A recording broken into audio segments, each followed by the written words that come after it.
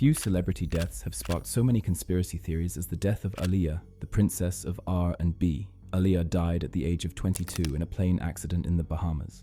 And according to the official story, the plane crashed because it was overloaded.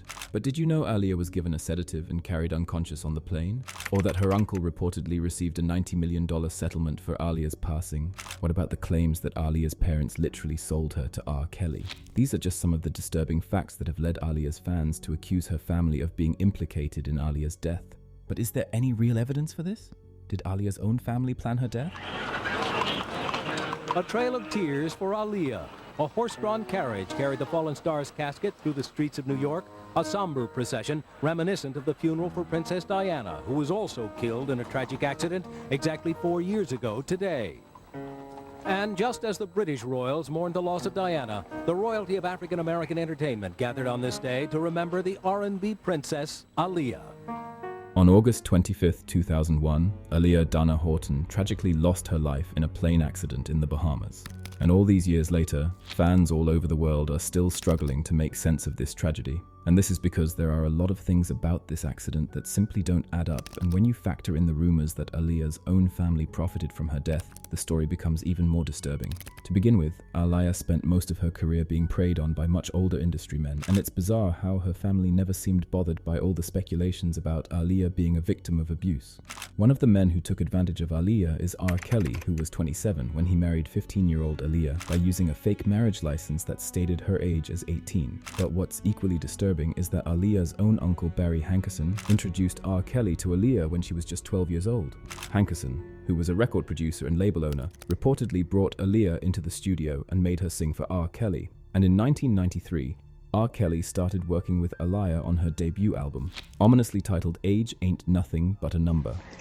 I found Leah.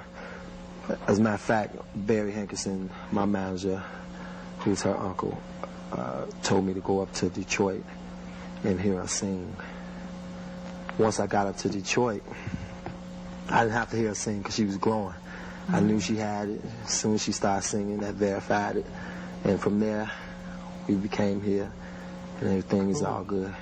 At that time, everyone who worked in the music industry knew about the disturbing allegations surrounding R. Kelly, and yet Aaliyah's own family practically gave her to Kelly. But it gets worse. The 2019 Lifetime documentary Surviving R. Kelly alleged that Aaliyah's parents were in contact with R. Kelly when he married Aaliyah, and they assured him they wouldn't press charges. And as a thank you, R. Kelly reportedly sold the rights to his first 3 albums to Aaliyah's family. Besides that, former Blackground Records associate Ayatollah Marv claimed that Aaliyah's uncle Barry Hankerson received a $90 million settlement after Aaliyah died. When Aaliyah dies, I was with Barry when Aaliyah died for a wrongful death. He got paid $90 million for her death. Am I supposed to say that on TV? Sue me, I ain't got nothing. I was with him on the negotiations, you know what I'm saying? Hankerson later claimed that he had no clue what R. Kelly did to Aaliyah. However, he pointed the finger at Aaliyah's mother, Diane, and said she knew exactly what was going on. Were you aware of the issues going on with R. Kelly when they were going on? No, didn't have a clue. Completely ignorant to it. Do you think anyone in the family was? Yes. I think my sister knew a lot more than what we thought she knew. But does all of this mean Aaliyah's death was planned and her family knew about it? There's been a lot of speculation among fans that Aaliyah's death wasn't accidental, and this is because there are a lot of missing pieces from the official story. On August 22nd, Aaliyah flew to Miami to film dance routines on a green screen set for the Rock the Boat music video, which was being directed by Hype Williams. I'm going great mouth on this one. See, like if you get red lollipops, you get red mouth. So you get great ones, you get great mouth. It's anger management.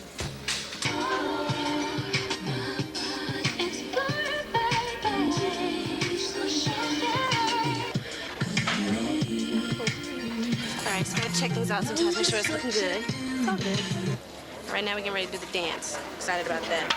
Yeah, they're not great. However, Hype suddenly decided to move the shoot to the Bahamas.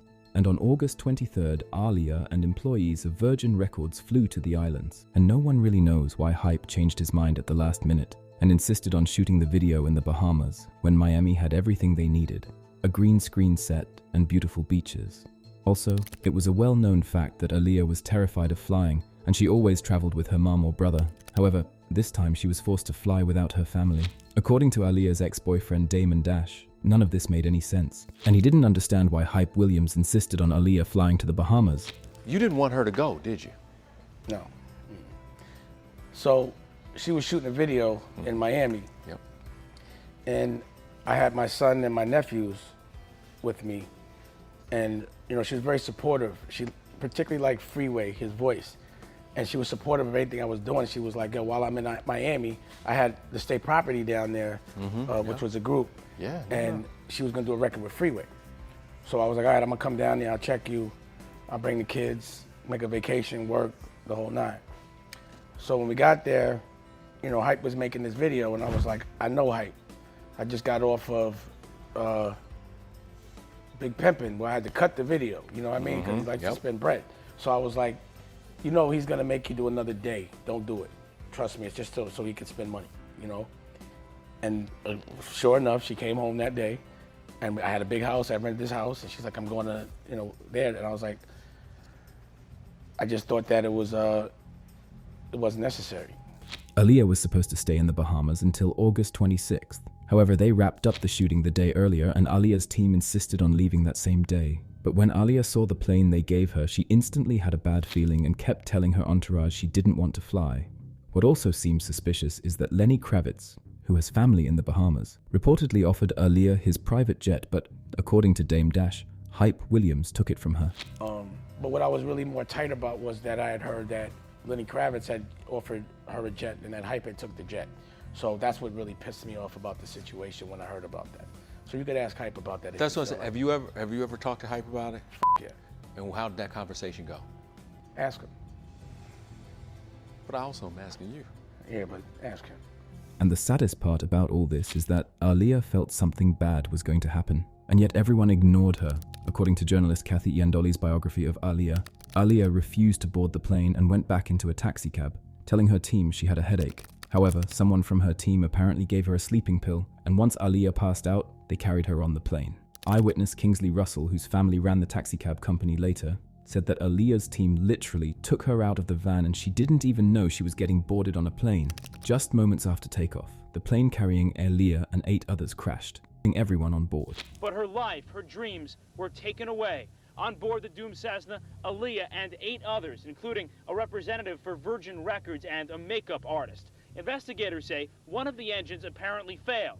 They crashed just short of a runway on Abaco Island. Aaliyah Dana Horton was buried on August 31st, 2001 in Manhattan. And though it's been over 2 decades since her tragic passing, her fans are still looking for the truth. In fact, many fans are convinced Aaliyah's family is at least partially to blame for what happened to her because they failed to protect her from the evil men in the industry. And, as one fan put it, they sold their daughter for royalties.